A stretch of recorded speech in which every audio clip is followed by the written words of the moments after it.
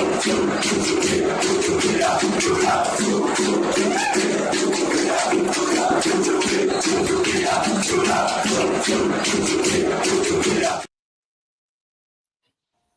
and welcome everybody to the Gunner's Voice podcast. We are back with another episode for you guys. Obviously, we're live right now, so please, guys, don't be shy to hit that subscribe button. Get your comments in nice and early. Let's get the numbers up for tonight's show, guys. We are back from the international break. Finally, I think a lot of us have just. I think Yeah. it's been long. It's felt too long. And as always, guys, I'm so honored to welcome a really dope panel tonight. I think I've got some guys with some great opinions, great personalities, and I can't wait to see what we cook up for you guys tonight. So, without further ado, let me just introduce my panel for tonight. On the top right-hand corner, we've got Lesedi in the nice pink salmon of Arsenal. Lesedi obviously returning for us once again. Great to have you on, my brother. And Thanks, then brother. we've got the bottom left, we've got Mr. Pitt there in his classic Arsenal jersey. I think this guy's probably got all the classic jerseys. So, guys, if you're looking for classic jerseys, I think that's the guy to go to, officially, unofficially. And then in the bottom right corner, we've got my man Ramiz, obviously, who's joined me on quite a few streams so far. So, obviously, honored to have you here again, brother. Yes, guys, we are back. How's everybody doing? Good? Oh, All good, man. Great, All good, man. all good. Great to be back. yeah, man.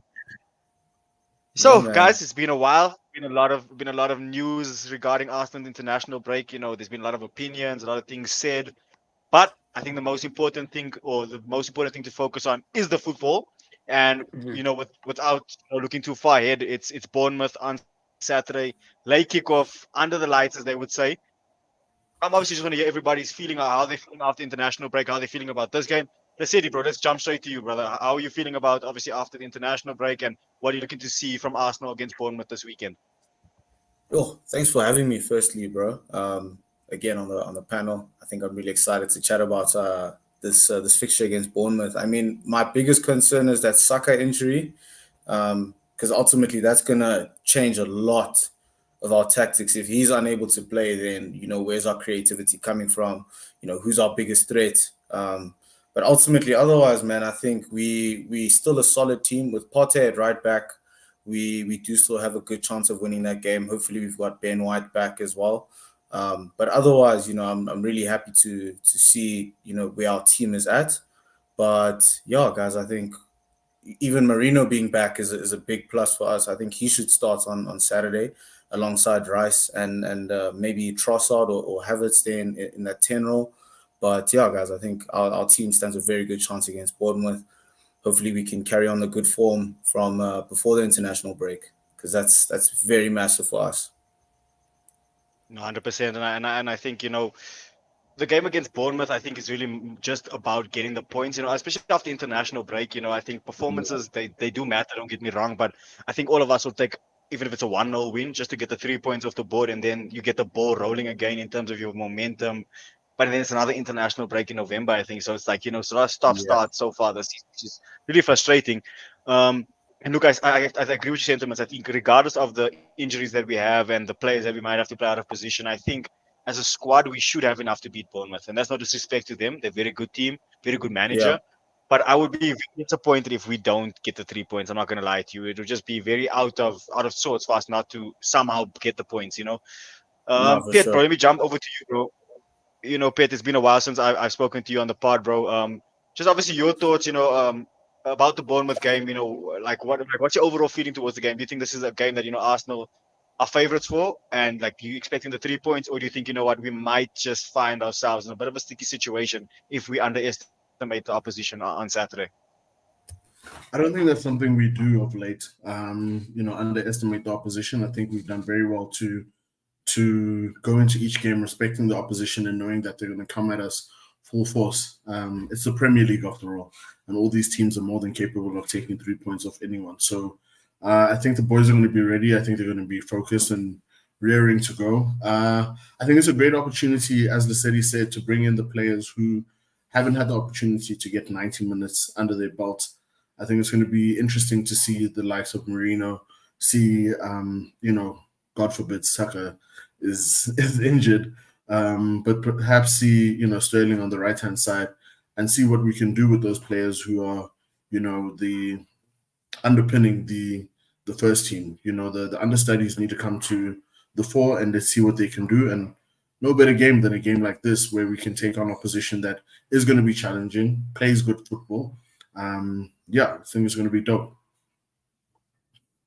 No, 100%. And listen, just to echo your thoughts there, I think if Sterling, for example, or Jesus or whoever comes in on the weekend is not able to perform against Bournemouth, then I'm worried. You know what I'm saying? And that's not disrespect to Bournemouth. I'm just saying that Exactly. Sterling, Jesus, four-time Premier League winners. These are experienced international big game players. So I don't think that them coming in should be a problem. The only thing that I'm a bit worried about is, how much game time do they actually have in their legs? Like, that's the thing. How match ready are they? It's not about just necessarily fitness.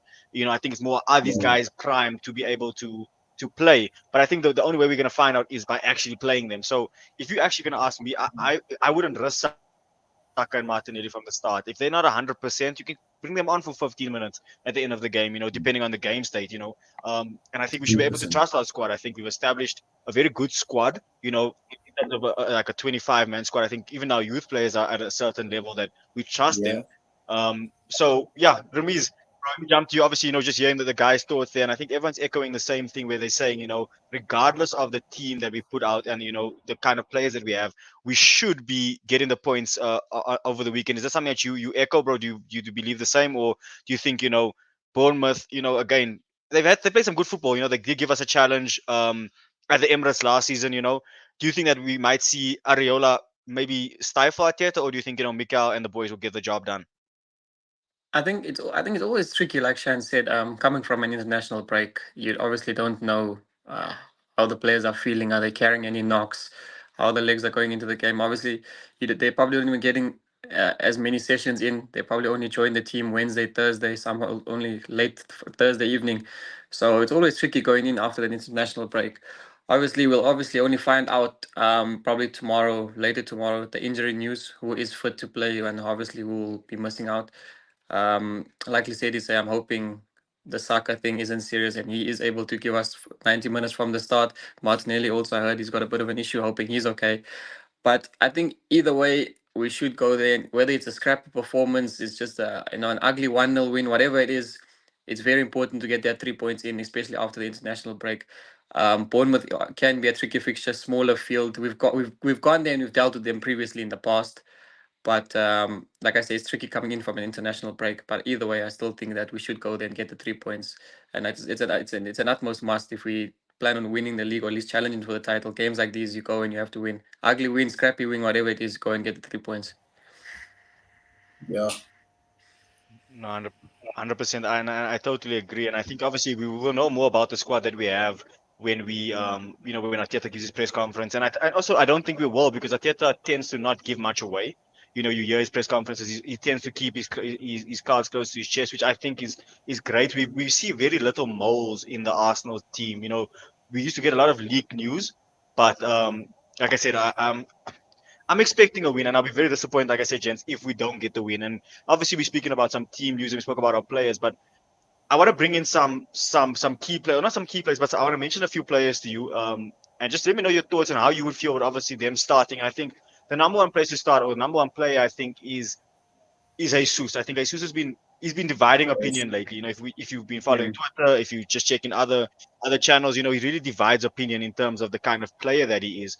Um, but let me go to the city, bro. Obviously, Jesus, bro, when he came in initially, he was like a breath of fresh air to the club. We hadn't Yeah. seen a player take on people like that. Really, he had a certain like je ne sais quoi, you could say, that he had. What are you expecting from him over the weekend? Do you think he can step into form, or do you think that's not possible? Sure.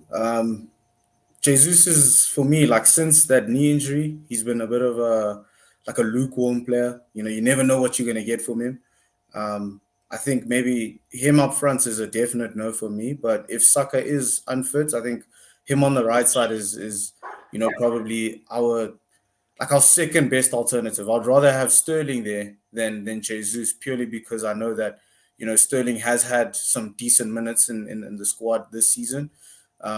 Yeah, but the thing is with Jesus, I don't know. Like, if if he does start and he doesn't perform, then what do we do against Liverpool next week? You know what I mean? Like that's something that is something to consider, because we have a very tough game in an honest slot Liverpool side now that's fresh. You know, Alexander Arnold's in form, so how are we gonna bounce back from that if Jesus doesn't play? But you know, I just have to believe that he will show up for us. You know, but like you said, when he started with us, he was like a breath of fresh air. You know, taking players on, arguably one of our best players at the time. But now, since his form has dipped, I just he's struggling to break into a very good Arsenal side with all that experience that he has. So yeah, I think personally Sterling over Jesus this weekend, and Jesus can come on and make an impact if need be.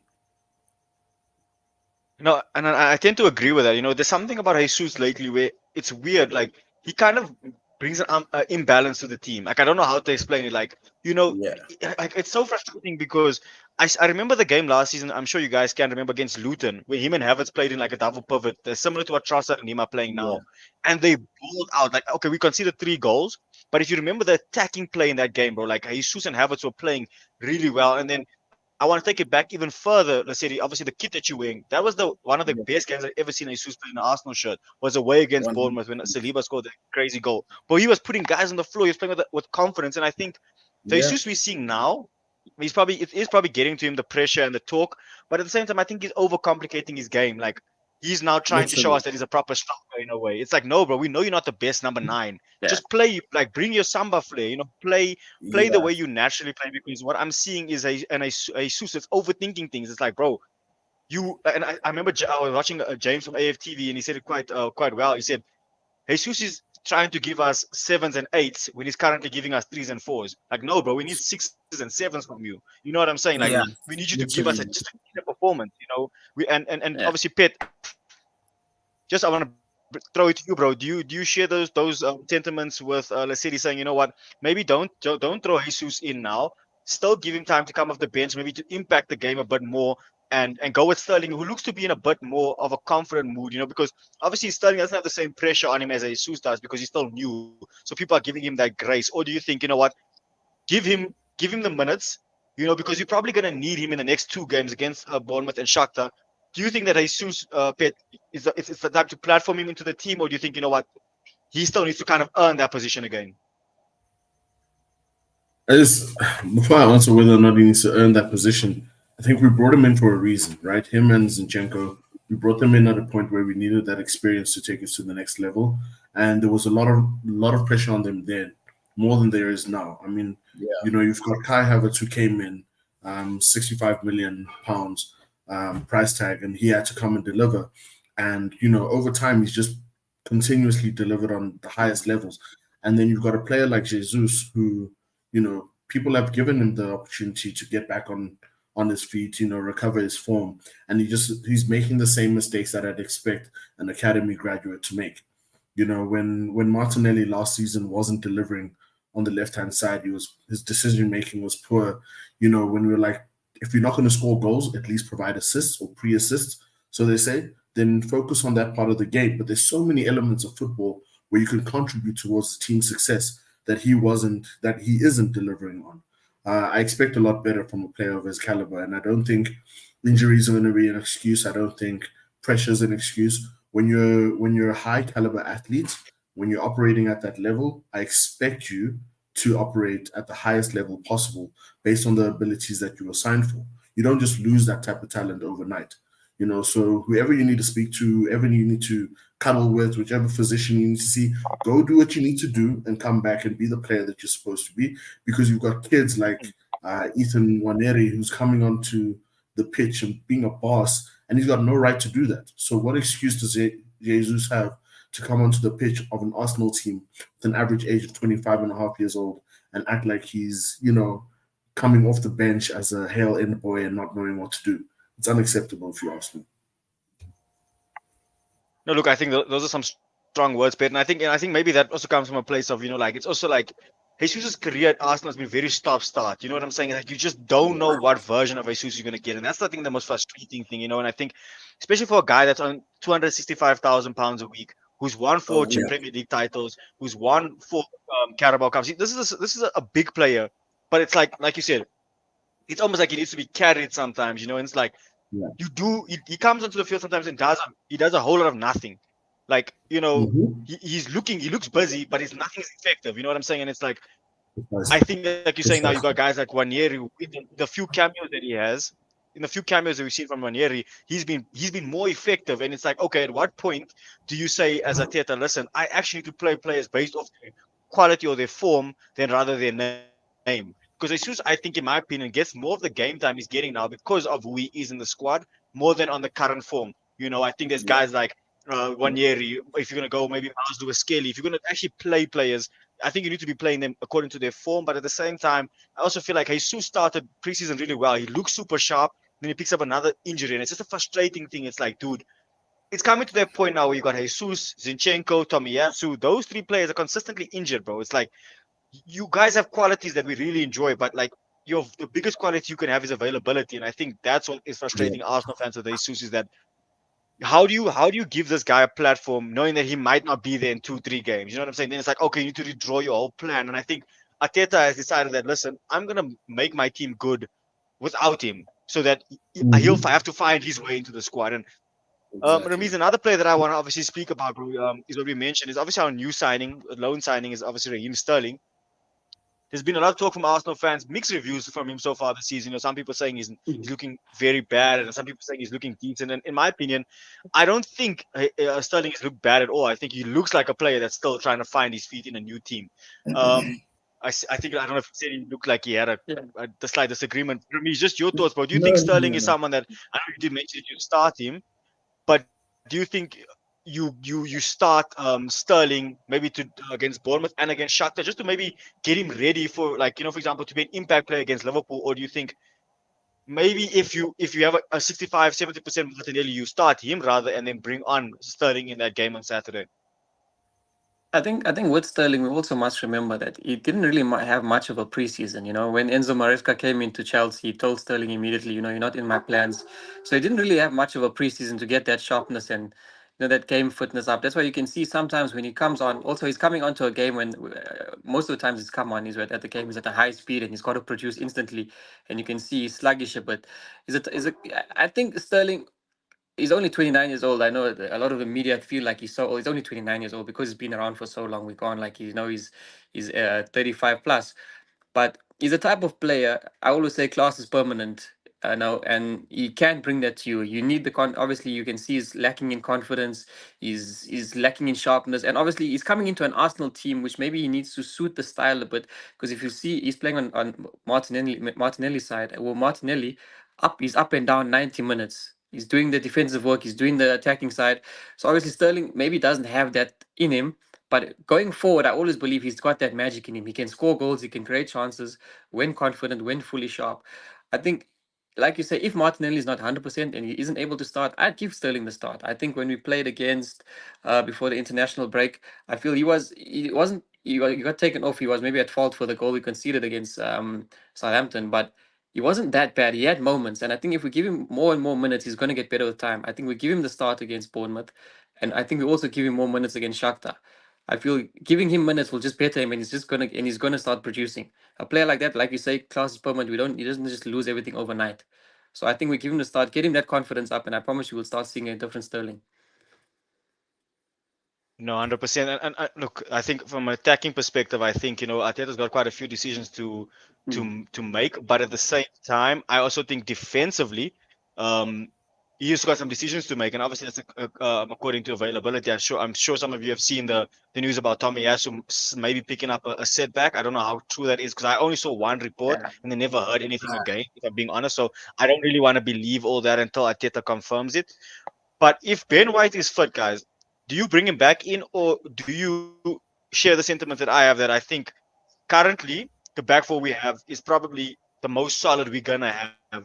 Unless, for example, if Tomiyasu was fit, I know Calafiori is left-footed, but like in terms of, like, I don't know, Tomiyasu is still like one of our best one-on-one defenders, especially if you put him out wide. But do you guys think that? And I'm gonna go to Pet. Pet, bro, would you bring in Ben White, or do you think, White's played a lot of football over the past 2 years, having basically had to make sure he's fit to cover for Tommy Ash's constant injuries, and then Tumba's still trying to get back into fitness. Do you think you just continue with Tumba, or would you bring him back Ben White? I'm in two minds, so I'm all about not changing something whilst it's working. As much as we want to, revert back to type and play with the team that we were familiar with, the last thing you want is to bring a player in and, change the structure of the whole team.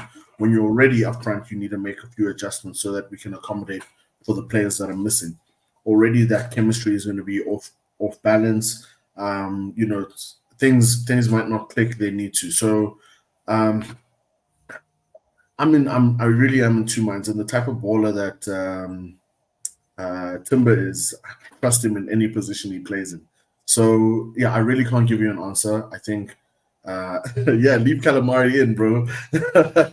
As Malzi says, leave Calamari in, let the boy play, let him get minutes under his belt. Let Timber build some chemistry. If all of a sudden, the same thing that happened to Ben White, if all of a sudden Timber starts, creating some mad chemistry, say with Sterling, as part of this little stint that he's got, then we know that on the right-hand side for alternative games, we can put that combination there on the right-hand side and still get wonders out of it. Ben White has fantastic chemistry with Saka, and we saw in the beginning that took a while to build before it was fluid. So, yeah, maybe this is the opportunity for that to take place. I'm really looking forward to seeing how the back four, more than anything, just can get more clean sheets. I think, we're fantastic last season, but I really think we need to focus more on making sure we don't concede rather than, being fluid and, focusing on the overlap and, getting those wingers, or rather, what you call these, the likes of Timber and Calamari in, in the midfield position. So, yeah, I'd say, keep the back four as it is, and then change stuff up Sorry, front and Ben, allow how those. are you calling him Calamari? Yeah, man, I like that name, bro. Even on Twitter, they keep calling him that.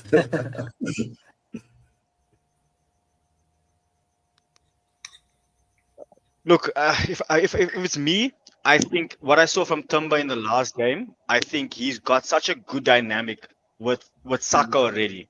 Like as a right fullback, he's so smooth on the ball, man. Like you can just see a technically sure player. Like you just tell a player that can just play, bro. Like you could put Tumba in midfield and he's cool. I think you could not say he can finish like a striker, but you could put him up front and he would be comfortable on the ball. And I think, listen, I'm all for Ben White. I really like Ben White, and I like the fact that we can rotate. But I think it's going to be very difficult for him to get his spot back if Tumba continues in this form. I won't lie. Tumba brings a lot of balance in terms of the one-on-one defending, which I think that's Ben White's biggest flaw. You can see he's a centre back. Because when he has to play one-on-one against a very tricky winger, he gets cooked. Let's be honest. Rashford. I saw it against Garnacho last season at Old Trafford. Even though we didn't concede, Garnacho had him, bro. Like he had him. Yeah. So Ben White tends to struggle against the more tricky wingers, and that's why I'm asking, because obviously I'm looking at some of the forwards that Bournemouth have. Justin Kluivert, quite a tricky winger, good pace, and I think Timber just gives me a lot more surety. I think if you're gonna ask me who I think our best one-on-one in terms of the fullbacks, I'll probably go Timber, Tommy Yasu, Calafiori, and then White. Oh no, let me go White because I've seen more samples from him than Calafiori. I think Calafiori's actually looked a bit shaky in the one. Yeah. So look, I think in terms of Arsenal, I think it's going to be very interesting to see the type of team we put out this weekend, because I think we're all kind of unsure. Like, okay, does he bring in Timber or White? Is he going to play Marino? Is he going to play Sterling and Jesus? It's just there's a lot of unknowns that we currently sit with as an Arsenal side, and I think look, injuries. I think I agree, Pet. I think you don't change too much, because I think when you start to lose the balance, but at the same time, like I feel like it depends who you change. For example, like if he decides he wants to play Partey and Marino in midfield, I'm cool. Like I would like to see that, to be honest. Like I would like you to see him try something like that. Yes, Rice is a good player, but Rice also played a lot of football, and I think what Arsenal need to get to is to the point that City get to, where they can like take players out of their team for like 4 or 5 games and kind of rest them and give them like 15, 20 minutes here and there. I think Rice and Saka, they need it. Ben White, for example, they need it because they've been playing a lot of football consistently for us. And I think if we can do that, I think it will obviously give us a good state going forward. But I think that's a lot on Arsenal. Lassetti, bro, I just want to ask you your thoughts on on Bournemouth, bro. Andoni Areola, same. He's also a Basque manager, just like Arteta. Very good style of Yeah. football. He's got the Bournemouth team playing good. He's got the fans, Mm. behind him, and Vitality Park, or I should say Vitality Park Stadium rather, has been kind of a weird ground for Arsenal. Like there's some games we just go there and we thump them, and there's games where they really just give us like our run for our money. And Mm. I just want to find out Yeah. your thoughts. What kind of game are you expecting from Bournemouth on Saturday? Are you expecting them to really go at us, or do you think they'll play more in their shell and try to maybe pick us off on the counter attack? Dude, I think the this Bournemouth side is different, very high intensity kind of team. Mm. So I think they're gonna come guns blazing at us. I just have full confidence in our away form in the league. I think that's something that we also need to consider. No matter how good a team is at their ground, we can still Mm. come there and take them toe to toe. So I think, I mean, Areola is a great manager. He's transformed that Bournemouth side. I think they finished around mid-table last season when you'd kind of write off a team like that is trying to maybe finish in a European spot, but they lost a lot of big players. They lost Solanke, they lost Neto. So, arguably those are pivotal players in a squad, your keeper and your striker. Um, Mm. their keeper comes to us, which is a big win for us. But, their striker who got 20 plus goals for them in the league last season is not there. Um, and whoever, like, if they're going to come at us, Kluivert is a pretty good player. But, if we have Ben White or Timber there, I mean, they'll neutralize him quite easily. And I think we are a very good team, like a very very good team. And I think we've conceded only 6 goals in 2024 away from home in the Premier League, and it's going to take a lot from them to actually break us down. And defensively, I'm happy with where we are, but I think they are going to give us a run for our money. They are going to come out guns blazing. I mean, they are at home, and I mean they also have nothing to lose. So it's going to be a very heated and a very intense game. I think there'll be a lot of pressing on both sides. It's just a matter of who can keep the ball better. No, 100%. And look, just looking at the Bournemouth side, I think one player that is quite a dangerous player because of his, I think he's got really good running power is Semenyo. From Yes. Bournemouth. I think I don't know if he's a winger or if he's a midfield, like a centre mid, like attacking mid. But I think he's impressed me every time I've seen him play. No matter what game I've watched, he's Yeah. always been their focal point. So I think it's gonna be very important that I think we stop that. That good running power that he has. Obviously he plays off the right. So I think Calafiori, Martinelli, if he is fit, or Marino or Rice, we're gonna have to obviously shepherd Yeah. him quite well. And then I also think defensively, you know, they aren't the greatest. They do concede, but at the same time, I think we need to go to Bournemouth. I think it's one of those games where it depends on the crowd sometimes how they're gonna perform. If the crowd Yeah. is up for it, it becomes like twice as more difficult to beat them. It's like small packed stadium, old school English style, under the lights. You just know what kind of game it's gonna be in a sense. And I'm hoping that Arsenal go there and just get a quick sucker punch goal first 10 minutes. Quiet the Yeah. crowd down. If you can kill the crowd, you're gonna win that game. The longer it goes on for no, I just think not necessarily nervy because I think, like you said, Lasseria, I think you made a very valid point, bro. Is how good away we are away from home. But I would just like by like 40 minutes, if you can be 2-0 up, that's the most ideal thing for me because then I can say, okay, no, I know 2-0 is a dangerous scoreline, but you just feel like if we can be 2-0 up in the first half, it's just really difficult for their fans and players to really get up for it. Um, Ramiz, let me just jump to you, bro. Obviously, like I'm mentioning now, Bournemouth, they gave us, like I said last season, we beat them convincingly at their home ground. Um, I think it was 4-0 last season, if I'm not mistaken. It was Yeah. Saka, Odegaard, Ben White, and Havertz. Havertz got his first goal. I just want to Mm. actually touch on that. Looking at where Havertz was at this point last season in this kind of similar game week, in almost in a sense, I think we'd also just Yeah. played like two. I think we played one Champions League game at the time, and we were going to play City the next weekend. And it's ironic that we've got Liverpool now the next weekend. Looking at almost about a year Mm. apart, how pivotal do you think Havertz is going to be on the weekend, and just obviously going forward, but mainly on the weekend? Obviously, Bournemouth have quite big and sturdy centre backs. Yeah. What are you expecting from Havertz? Do you think Havertz can lead the line in the absence possibly of Saka and Martinelli?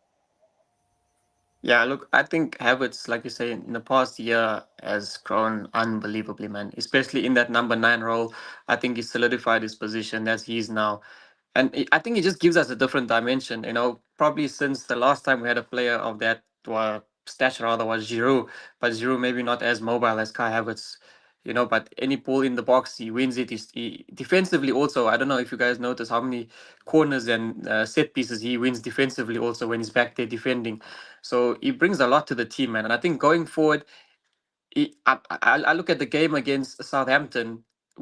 You can see the confidence in him when Saka gives him that ball. Havertz, when he first came to the club, he'd probably try and look for a pass sideways, backwards. Against Southampton, Saka gives him the ball, goes at the defender, puts it on his left foot, boom, 1-1, changes the game completely. That was the type of game where I saw like, okay, now Havertz is really starting to take control of this front line. The entire game, even though it was just one goal, but the pressing, the work off the ball, the movement, I think he's the type of player now where you can see the confidence is at a level where he believes whatever he touches is going to be good. And I think even if we don't have Saka and Martinelli there, he's the type of guy who, if we have him there, there's something he could do. There's a chance that could come to him. He's a threat from set pieces. He's a threat from crosses. He gives us that different dimension. He helps us defensively. And I think he will be a big plus for us the weekend. 100%. Pet, I actually want to bring you in, bro, because I want to ask you, looking at Arsenal and the injuries and One stuff that we've second, had one second. over time, you obviously. Oh, sorry, bro. Yeah. Yeah, What's up? sorry.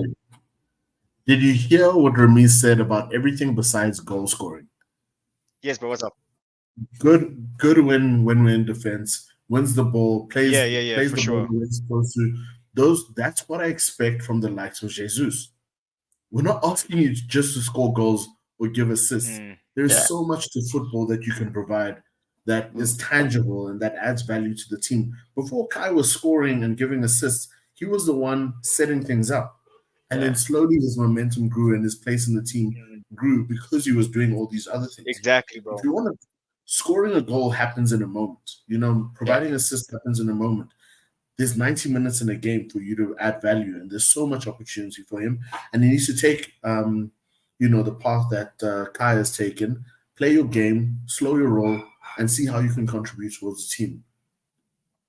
I think on the Jesus Go ahead, situation, I think on the Jesus situation, if you don't mind, just 2 minutes, guys. I think like you see it a lot where a player who was once, one of the first few names on the team sheet, a starter, one of the favorites in the team, who then falls out to the 11. Maybe he's not getting as many minutes. You see that when he ends up getting these minutes, he tries to do too much rather, by doing too much, sometimes he's not doing what you need to be doing.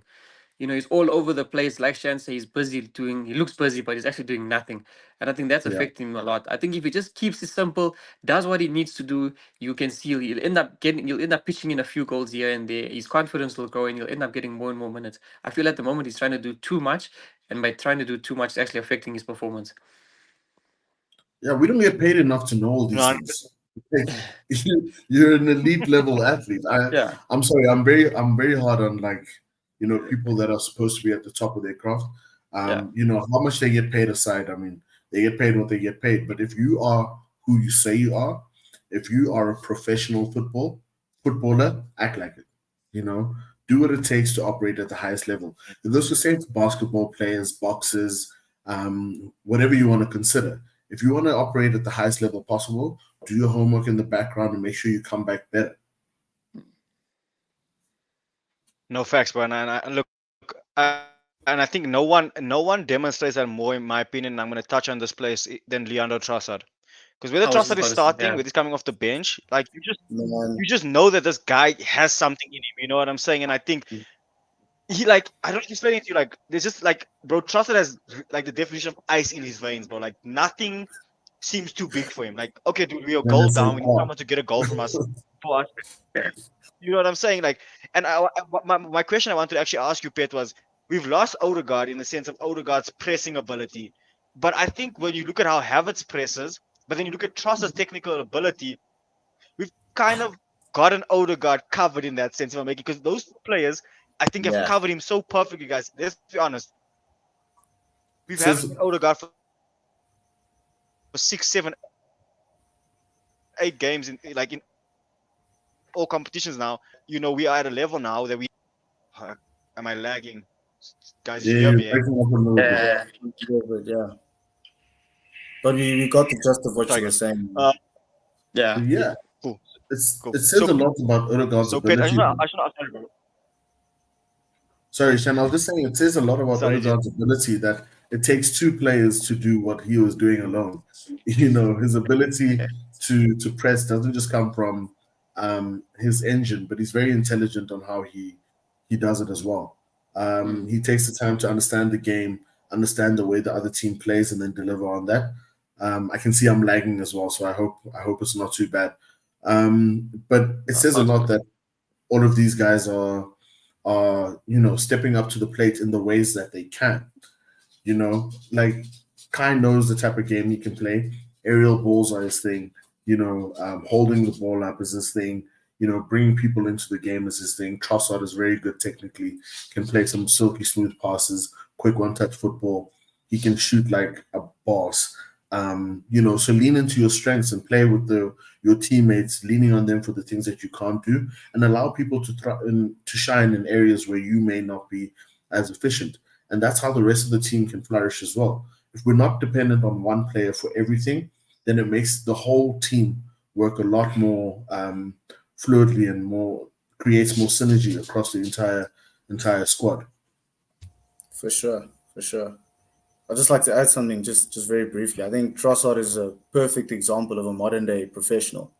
You can leave him out of the squad 3, 4, 5 games, giving Martinelli a run, thinking that Martinelli's going to find his form, but Trossard will come on and score in 3 out of those 4 games that you left him out on, and he'll prove his worth in the team, like against Villa, we're a goal down, he comes on, one touch, bang, now we're back in the game, and end up winning that game. So Trossard is arguably someone that we can't lose at this stage in our team. The fact that we're not really missing Odegaard says a lot about how quality Leandro Trossard actually is. Yeah, I think with Odegaard, with Trossard also, like you mentioned, many players, if they out of favor, you can see that there's that attitude of them that they're not motivated, they're down, they're just not they're not up for it. But with Trossard, you can see when he comes on, there's always that I need to score, I need to make a difference, and obviously that brought him back into the 11. The minute Odegaard got injured, for sure, Arteta probably thought, okay, we've got Trossard here. And I'd like to bring us back to the PSG game, if you guys can remember how Trossard and Havertz were there. I mean, they combined for the first goal. Trossard, obviously, beautiful went past few, brought it back onto his right foot, puts the ball in the box for Havertz. So Odegaard, like Pitt said, it's very hard to replace him because of what he is, how creative it is. There's still moments in the final third where I watch and you think if Odegaard was there, he's picking out something different. There's something magic about him, and obviously you only see that in a few players. I think Ethan Nwaneri, give him a couple of years, he'll have the same thing. But with what we have now, I think Trossard and Havertz are doing a great job, and I think they've basically kept us going this past couple of weeks since we've lost Odegaard. Yeah, most definitely, dude. And one thing about the players who are on the bench, if you're on the bench and you come on and you deliver, you're going to get an opportunity down the line. Yeah. I mean, we're all shouting for opportunities for Trossard. We're all Yeah. saying, he's not getting the ball, he's not getting opportunities to start and all of this. And granted, when he did get an opportunity to start, he didn't deliver at the level that he did when he came off the bench. But he continued to deliver off the bench, so he got more time to start. 100%. So Yeah. it makes no sense to me when players are like out of favor and then they go to the bench and they're moping. It's like, do you expect your behavior on the bench not to dictate whether or not you play football? It's either 100%. you're a professional through and through, or you're not. And if you're not, don't be and don't sign for big teams, because big teams need you to perform 24/7. 100%. And I mean, only 11. And I think Only 11 can play. Exactly. Yeah, only 11 can play. No, but even sorry, James, I'll cut you off there. sorry, even just to touch on the fact that only 11 can play, we've now got 5 subs. Yeah. So 16 can play. Yeah. So if you're like, what, maybe I can get an opportunity as the third sub or the fourth sub. I'm sure Ethan is just like, I just need to be able to be the substitute in 1 or 2 games a week or 1 game a week. And slowly I'm going to build that momentum so that I can be one of the guys who comes off as the second sub and then comes on all of a sudden for EFL games or, all of these things. You can set small goals for yourself in order for you to flourish and then start playing, a key man role. But if you're not going to play that role when things are going bad for you, why would we want to call you when things are going well? You know? Yeah, I think it's great that you mentioned Nwaneri there, because if we look back at that game against Leicester, he comes on, takes on two, three Yeah. players as a crack, and Ballers. that also builds momentum for the team, and we end up winning that game. Yeah. What, 4-2? 4-2. So Yeah. yeah, Nwaneri class. Pets, I couldn't agree with you more, man. And if I just may add, gents, I think when you're looking at like you're mentioning now, Wanyeri and Petty, I think you mentioned about having to be ready, to take your opportunity, and we can't allow or wait for players to feel like they're in the mood to be ready on the day, because for whatever reason they're just not like out of form, whatever. And I think if I'm Arteta again, like at what point do you start rewarding, like a guy like Wanyeri that we all can clearly see is ready for this level? I'm not saying start him every week, but what I'm saying is, for example, why can he not be in contention? Why are we not having the conversation of putting Wanyeri on the right wing for Saka? I know he's not a winger, but like, why not? Like, why is he not in the conversation? I mean, again, if you're old enough, you can, or you're good enough, you're old enough. And That's all. if you are playing for the Arsenal first team, if you're on the bench, then I expect you to deliver the same way I expect Saka to deliver. I don't care of the age, in my opinion, because if Arteta thinks you're good enough to be on the bench, then clearly he thinks you're good enough to have an impact. So I know it's a lot of pressure, but ultimately, bro, like that's the level, bro. Like Arsenal trying to go for a title, like it's either, bro, you get with the pack, or you're gonna be ending up being left behind, bro. And I think some players are in the territory of being left behind. The Tomiyasu, and that's not because of quality, guys. I don't think any of us are doubting Jesus Zinchenko or Tomiyasu's quality. It's just that it seems that, and listen, guys, we all people, and I can imagine, like, I can't even imagine. Tommy lost his mom a couple of years ago. That's a crazy thing to even fathom. To lose your mom. You know what I'm saying? So we know there's a lot of things that happen personally, but at the same time, you think that having the opportunity to go out there in front of 60,000 people at the Emirates, is what better opportunity to like change the way your like the mood around you is and that kind of thing. Like with Jesus, like you're saying, Pet. Jesus always used to be a hard worker. He used to link up play, but he doesn't even. Yes, he still runs around, but he doesn't get involved with challenges as much as I thought he used to. Like he complains a lot more to the referee. He he doesn't link up play. Like he holds onto the ball. He never used to be a player that actually held onto the ball for too long. Like he would beat a couple of players and then knock it off. But now he's overthinking everything, and I think, like you're saying, we cannot wait as a team where we currently on the trajectory that we're on. We cannot wait for you to get along and be good now. We are a good team now, so to put you in, we can't even be giving 30 minutes away, in my opinion. No You know, chance. if Jesus is starting on Saturday, he has to, in my opinion, he needs to contribute as a forward, goal and assist. I expect it from every forward, bro. There's not just Jesus coming in. I'm saying, like, if Saka's starting, I expect him to get a goal and assist. Same with Havertz. Like when they don't, technically speaking, they've underperformed. Because as a forward, what is your job? To create or score? That's how I judge my strikers. I judge my defenders on their clean sheets. It's like if you're not getting a clean sheet, bro, then technically you might have had a good overall game, but you didn't do the fundamental of your job. Like if a goalkeeper concedes, he didn't do his job, bro. Like you know what I'm saying? Like as harsh as that sounds, gents, but that's just my honest opinion, And I think as Arsenal, we've seen a ruthless streak from Arteta, guys. Like Arteta can be ruthless. Like don't be shocked if you see Wanyeri getting more minutes than Jesus. You know what I'm saying? That shouldn't surprise anyone because he shows that. Don't look. At the same time, he also has his favorites. Like when Zinchenko is fit, he Yeah. tends to get minutes. But ultimately, do you play Zinchenko now over Calafiori? No. Do you No then chance. if White is available, do you put White at right back? Do you put Zinchenko at left back? No, you put Timber. So Oh, yeah. I think obviously we've kind of digressed in terms of the Bournemouth game, but just overall, I think it's a good. Obviously we haven't spoken in a while. I think Arsenal fans, I think all feel the same. Is that Yeah. we need to make sure that this title challenge, guys, we cannot afford any disadvantages. Liverpool are in it now. City Yeah. are there, obviously. Chelsea might have an outside chance. They've got a good squad. So we cannot afford for players of this caliber. If it's Ranieri struggling, if it's Calafiori, if it's Timber, if it's Marino, if it's, guys that are in their first season type of thing, or young players, then there's a bit more leeway. Sterling, even, I'll even give Sterling that bit of grace.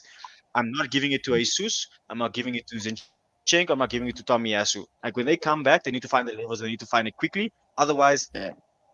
it's done. Or it's done. You have the number 9 on your back. Like you Arsenal's number 9. Like, Yeah. come on, bro. Like that should mean something. But obviously, guys, I obviously want to just quickly move on. And we're speaking about the managers.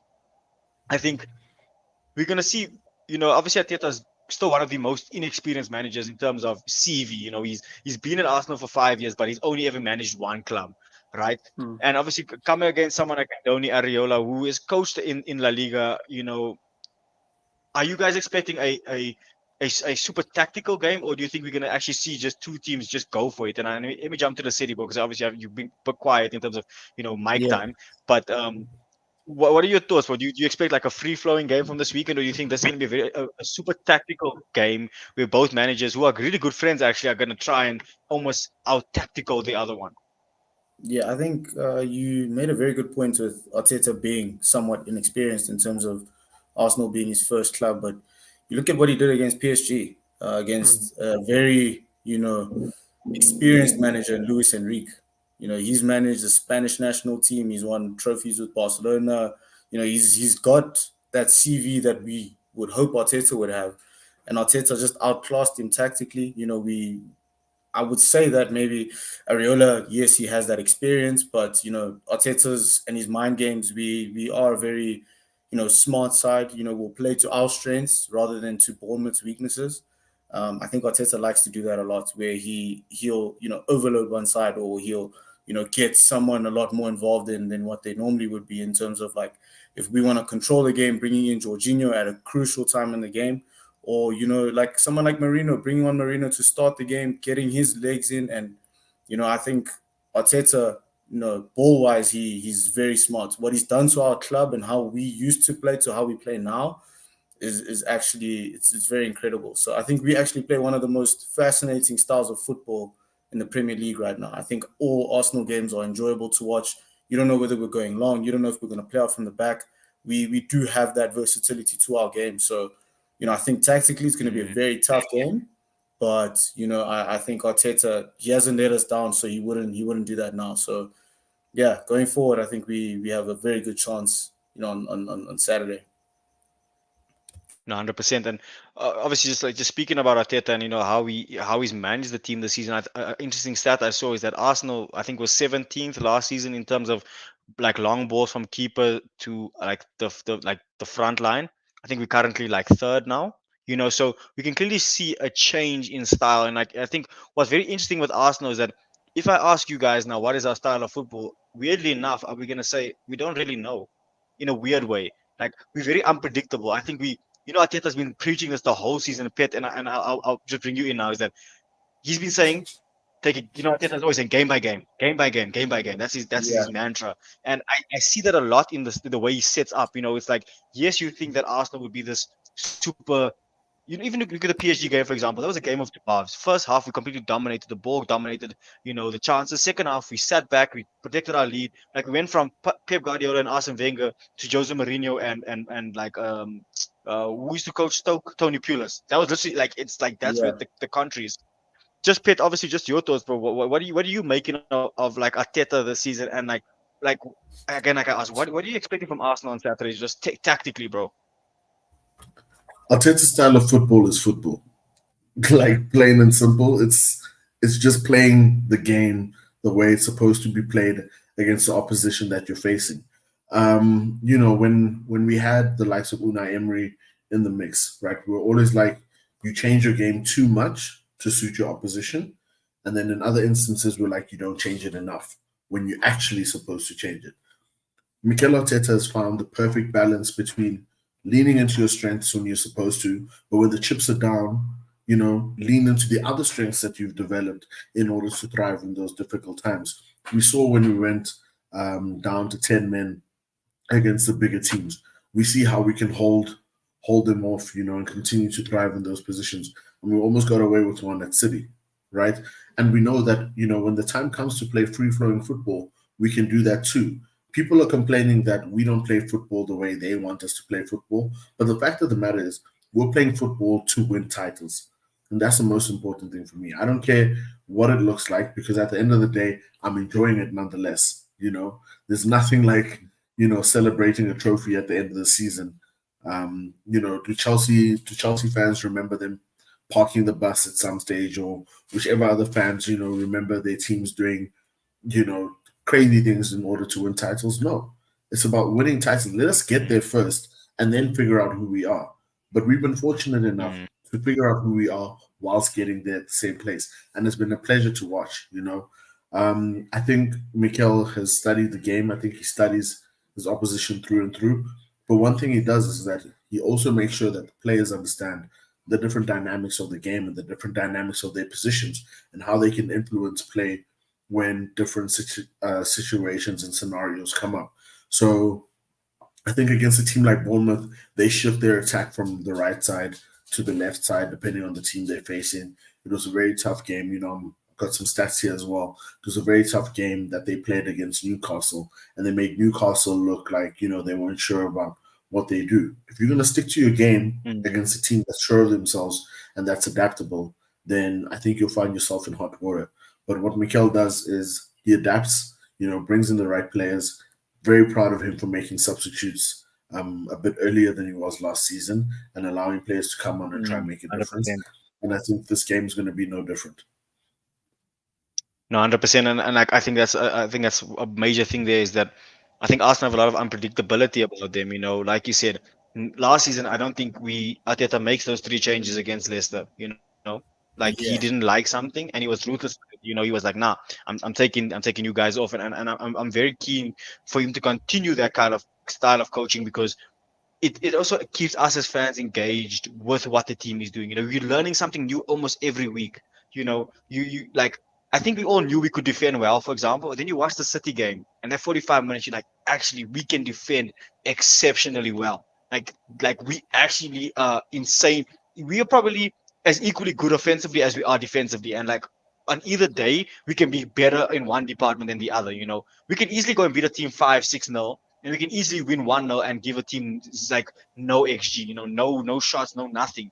And look, I think Bournemouth is going to be a very interesting game. Like I said, it's going to be late kickoff, under the lights, and Remy, let me just jump to you, bro, and I think you can kick us off in terms of like your predicted 11. I'm going to just ask everybody their predicted 11, just assuming that. Let's assume that Saka and Martinelli are fit enough just for the bench. Obviously we still have no Odegaard. Let's assume Tomiyasu's there, Marino, Rice, everyone.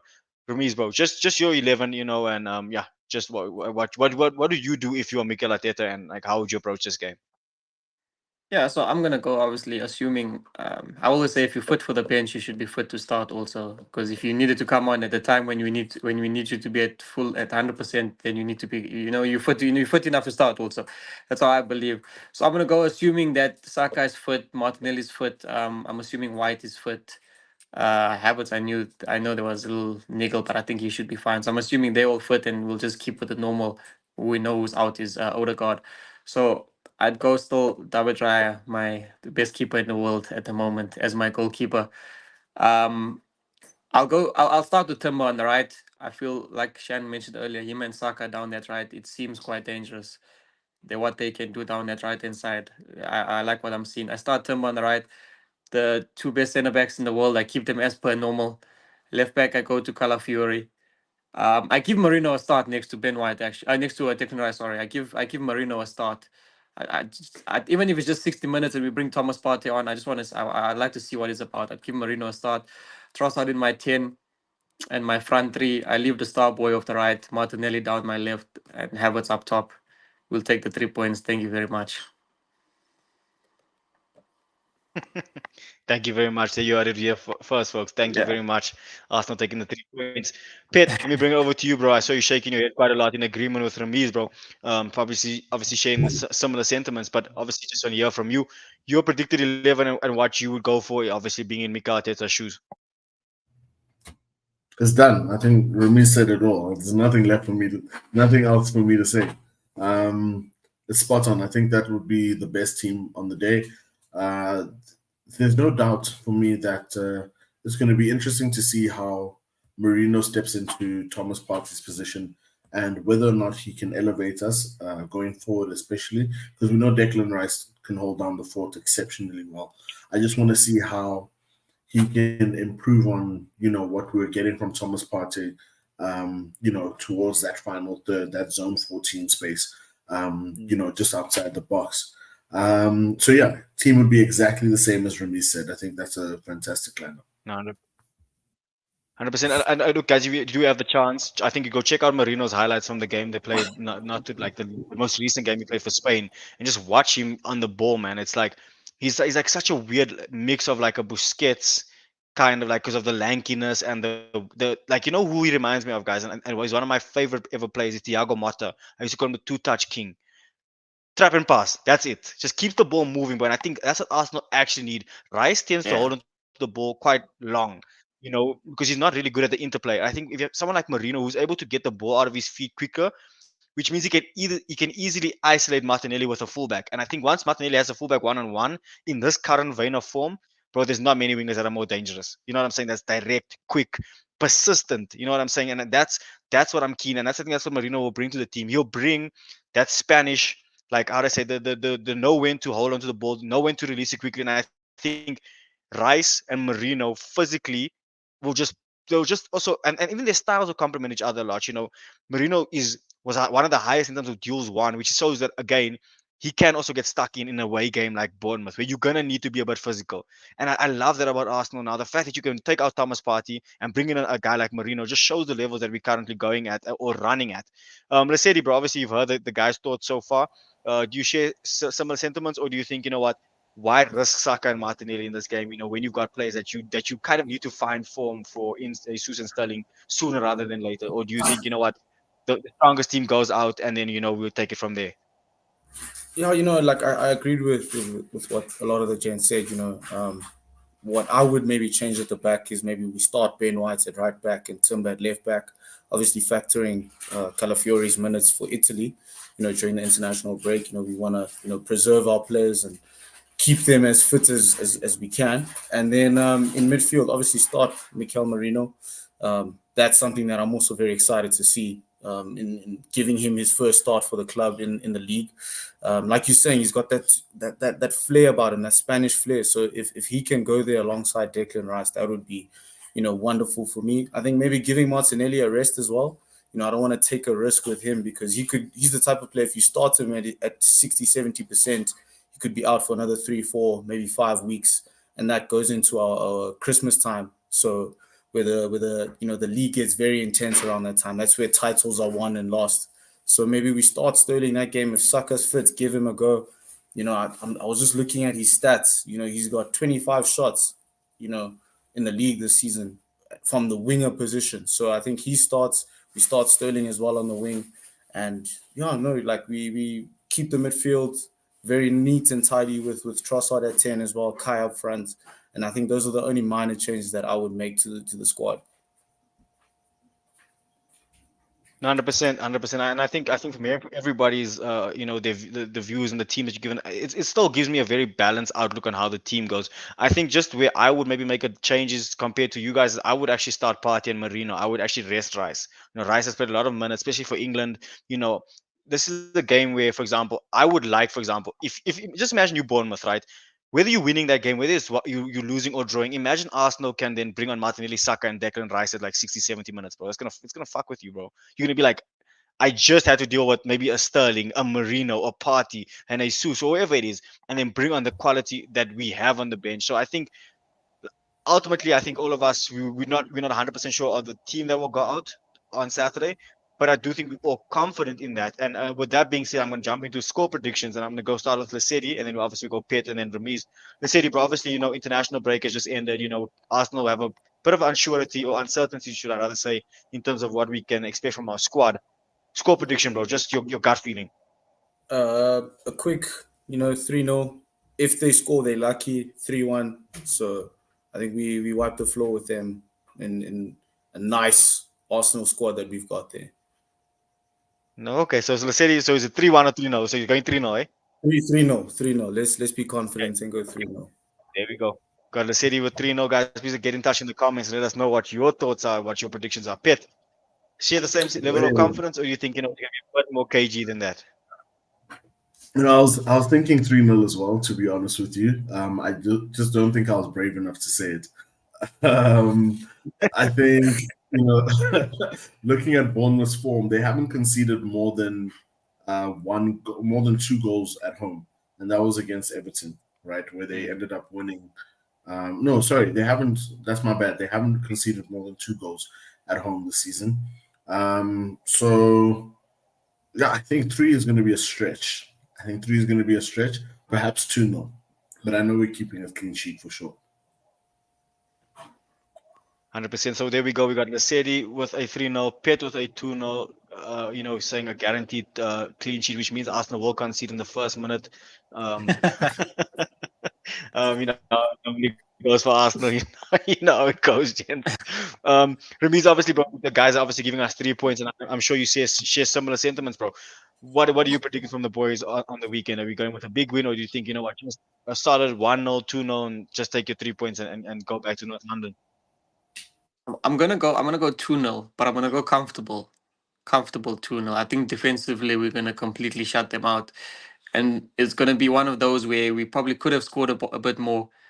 But it's one, yeah, I think 2-0 fair result after international break we take it. But like I said, comfortable 2-0 where defensively we sound. Going forward, we're creating chances. So yeah, 2-0, comfortable 2-0. And we go back to the Emirates to deal with Champions League afterwards. Yeah, I What think I'm about also you? I share similar sentiments, guys. Like I 3-0 would be great. Don't get me wrong. Like I'm like I want Yeah. to say 3-0, but that also just seems a bit like I don't want to call it cocky, but it seems like it generally seems cocky to be like we're just gonna come back from international break with the injuries that we have and blow Bournemouth out of the park. I think 2-0, but I wouldn't be surprised like if it's like 3-4. Like I'm genuinely like I don't know Yeah. what to tell you guys. Like I don't actually have a feeling. I just know we'll win. So I'm gonna go 2-0, safe 2-0. I'm gonna go. Yeah. That's my final prediction. So we got 3-2-0 wins for Arsenal, and then we got Lasedi obviously with a 3-0. Guys, in the comment section, please get in touch. Let us know what your thoughts are, what your predictions for the starting 11 will be, for the score, and obviously, yeah, do get in touch. And then obviously, we will definitely see who was correct come the next pod. But guys, we're just over an hour, and that obviously means that we're coming to the end of today's show. It's been great to be back since the international break. Well, it's still kind of international break. We haven't had any football yet, but obviously looking forward to a lot more of Arsenal football. Obviously I'm hoping to get some of the guys that are on the pod tonight back on for some other games. We've got Liverpool coming up. Yeah, that's a big one. Obviously, Mm. shocked in the Champions League. You've got Chelsea, Inter, AC. Newcastle. Got some really big games over the past, over the next few game weeks, and I think it will tell us a lot about where we are as a team. I Yeah. know, don't get me wrong, the first set of games have been difficult as is, but I think the blocks would be like the first 10 league games are quite tough if you're looking at it, if you're being completely honest. The fact that you're going to play Bournemouth, Liverpool, and then Newcastle, like that's your first 10. I think that's going to be tough. And I see there's a comment here from Thane, who's a Chelsea fan. He's saying 2-0 Arsenal. And then he's also saying that Chelsea are You're a definitely huge one of our Chelsea tougher fan, games. Listen, yeah. I think Chelsea are good, and I think we'll get to them when we get to them. But We'll deal with as I them when said, we I deal think with them. Arsenal will learn a lot on this 100%. And I think we owe them. We owe them. I think last season at the Bridge was one of our worst performances. I think Arsenal as a squad owe us a better performance than what they put up last season at the Bridge. That 2-2, we were atrocious that day. But But we I did think we make up. redeemed ourselves. But like I said, Yeah. guys, yeah, no, definitely 5-0. I mean, come on, bro. I couldn't ask for more. That was there's nothing good. It's like grabbing Chelsea, beating Chelsea and United. They give me a really good. Like I love beating those guys. But And obviously, we'll Spurs. get there when we Spurs. get there, guys. I guess, bro. It's just like I guess. Like Nice 3 points, six you don't points you every don't want to season. lose against Spurs. You don't want to lose against Spurs, but winning doesn't have that same thing because you don't know that many Spurs fans. But beating United, Yeah. beating Chelsea, beating Liverpool, bro, it's sweet. But like I said, guys, we will get to all those games in due course. As always, guys, please don't forget to hit the subscribe button. Don't forget to leave your comments and obviously leave your likes. Please turn on the bell notification so you can get all the news that obviously we are going to be coming up with. I have a lot more content coming for you guys. We'll be having something pretty dope dropping for the Liverpool game next week. I'll be at Bossa in Bedford for you guys with the Arsenal supporters club there. So if you guys are keen, gents, on the panel in the comment section, guys, come through. We get 10% off if you wear an Arsenal shirt on drinks. So do come through. It's gonna be a lot of fun. I'm gonna be doing fan cams, post match reaction, those kind of things. So it's gonna be really cool. Come through. Let's really bring the energy. But guys, like I said, that's the end of today's podcast. To my brothers Lesedi, Pet, and Ramesh, Jen, thank you so much for taking the time out of your busy schedules to just come and talk all things Arsenal. To everybody in the comment section, thank you for your continued support. And as always, guys, remember, it's good to be a Guna. Thanks for having us, sir. It's been a pleasure.